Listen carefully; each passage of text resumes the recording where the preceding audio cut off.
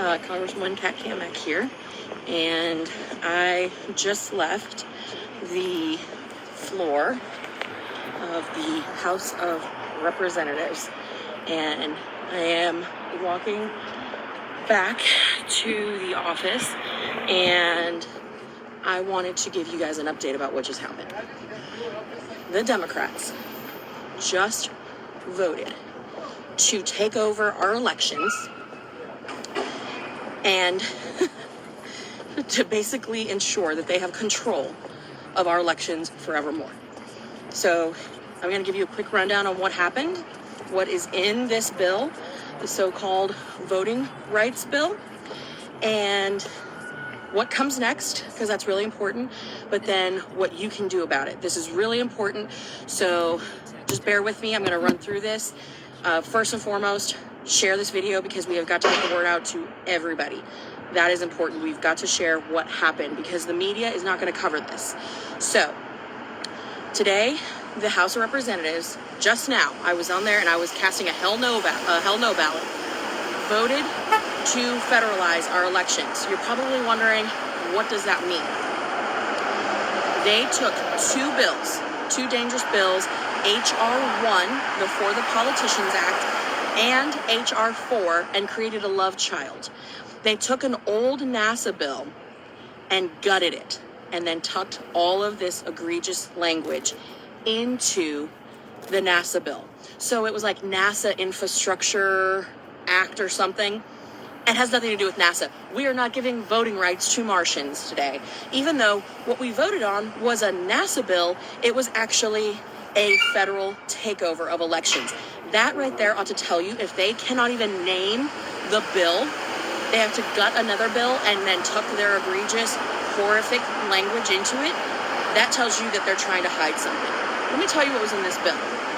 So, I'm sorry, I'm out here on the sidewalk, so it's a little bit loud, but like I said, I wanted to tell you guys what happened immediately, because we knew this was coming, and we knew that it was going to pass the House.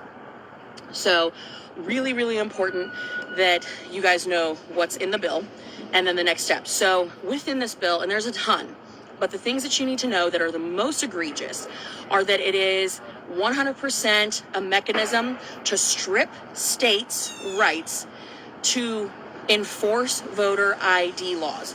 So that means you would not be required to show a photo ID to register to vote or to actually vote. No more ID. You have to have an ID to get on an airplane. You got to have an ID to drive a car. You have to have an ID to buy alcohol. You got to have an ID to buy cigarettes. But you no longer need a photo ID to vote in an election. Think about that. So that is in this bill, and that is what just passed the House. Also in this bill is ballot harvesting. Third-party groups that are paid for by political entities and political parties now can collect ballots and then turn them in. Now, we all know that ballot harvesting is a breeding ground for fraud, and this bill actually makes it so that states cannot ban ballot harvesting. Huge problem. The other thing, it allows non-citizens to vote. This bill allows non-citizens to vote. Think about what's happening. Think about the travesty that is happening at our southwest border. 1.7 million just last year. And it's getting worse. I talked to Border Patrol agents just yesterday. It is getting worse. Non-citizens under this bill can vote. The other thing that I think is the most egregious, and this is why I need you guys to help me spread the word about this. And I'm going to use AOC as an example. This is public financing of campaigns. And you're probably like, what does that mean, Kat? Why is that a problem? Let me tell you why that's a problem. Because the way this bill is written, you now, and you being the taxpayer, me being a taxpayer, we are on the hook for a 6-to-1 match. And I'm sorry, there's a fire engine coming, so hold on one second. Don't let this fire engine go by.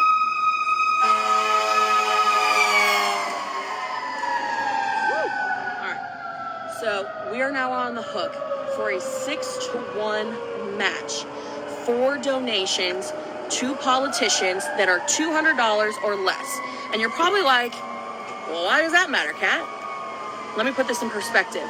AOC, Alexandria Ocasio-Cortez, from New York, the original squad member, the one who's pushing the Democratic Socialist agenda. She raised last election $21 million. $21 million is what she raised. Almost $19 million of that was from donations of $200 or less. Let me repeat that. AOC raised roughly $19 million. It was about $18,893,102. I'm doing this off the top of my head because I'm standing out here on the sidewalk talking to you. Almost $19 million in a single election she raised from donors that was $200 or less. So that's a lot of people, right? What does that mean for us now under this bill? Which, again, there's still a process. So just because it passed the House doesn't mean that it has gone to the Senate and it's already law. So just hold on. The thing that you need to know is when you have a politician like AOC who raises approximately $19 million in what is called small dollar donations, that puts us in a 6-to-1 match, which means you and me, we don't agree with her, we don't like her, but now we're on the hook to finance her campaign to the tune of $113 million. $113 million. If you have $113 million in your re-election campaign, you're going to be in Congress forever. You hear the Democrats talk about how they want to get money out of politics. This puts way more money into politics.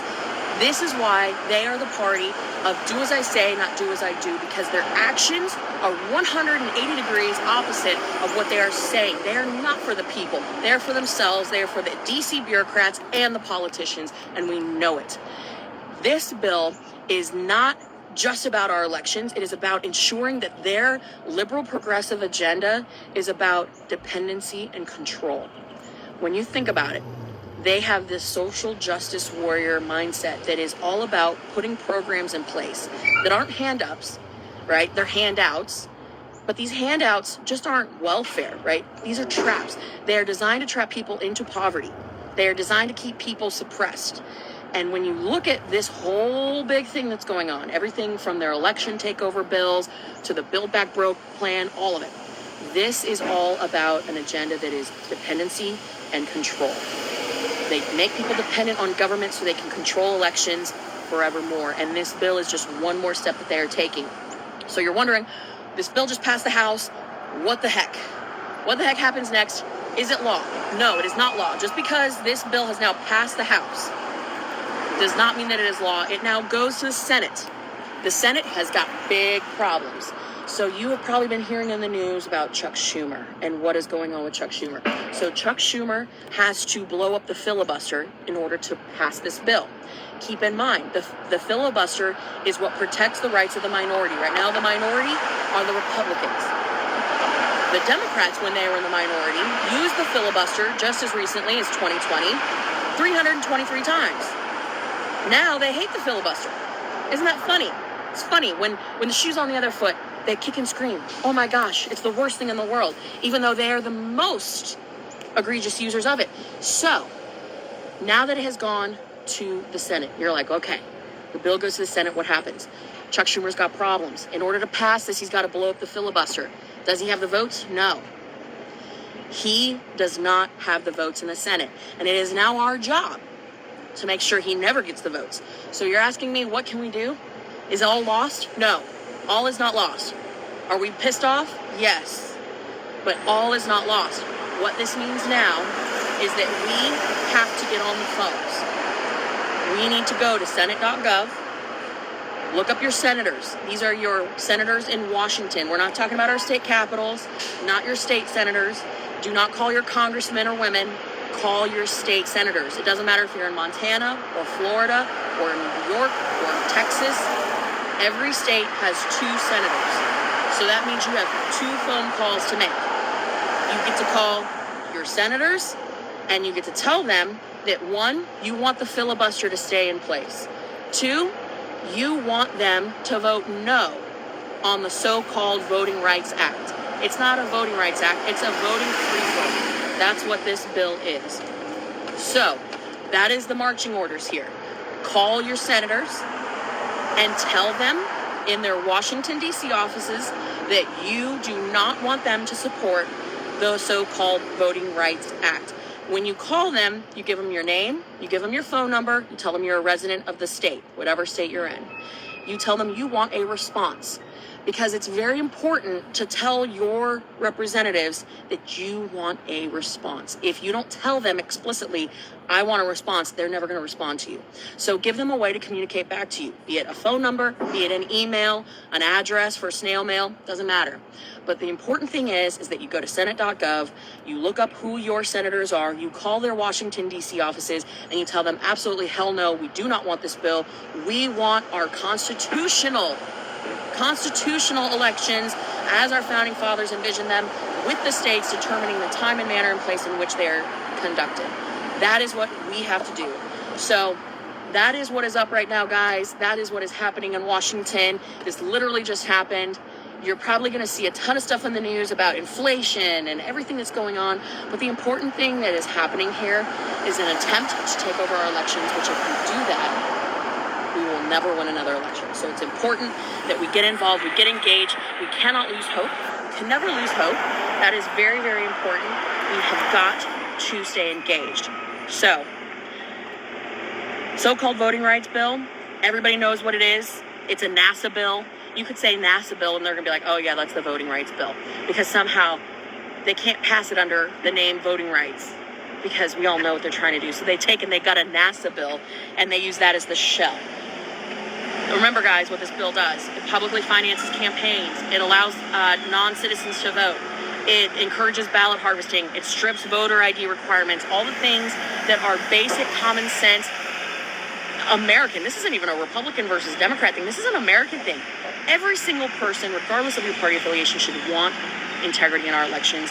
And that is why it's important that we get involved. Share this video, guys. Let's educate our friends, our neighbors, our families, our coworkers. Educate everybody on what is going on, what's in this bill, and how they can help. That is my ask of you today. It's Thursday, 13th. We have got a couple of days to get this done. Start calling today. Senate will be in through the weekend. Call them tomorrow. Call them through the weekend. They're trying to get this done in time for MLK Day next week. Let's make sure that we honor the memory of Martin Luther King by protecting the system that guarantees equal opportunity for every single American, not equal outcome. This bill does anything but that. Let's make sure that we preserve our elections. Thank you guys so much. Share the video. I'll be keeping you updated. Take care. God bless.